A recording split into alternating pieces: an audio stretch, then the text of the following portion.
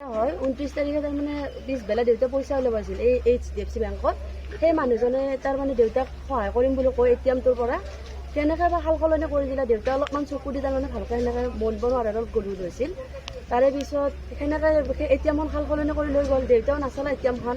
তাৰে 29 তাৰিখৰ পৰা তেওঁ 3 তাৰিখলৈকে পইচাটো তাৰমানে উলিয়াই আছে।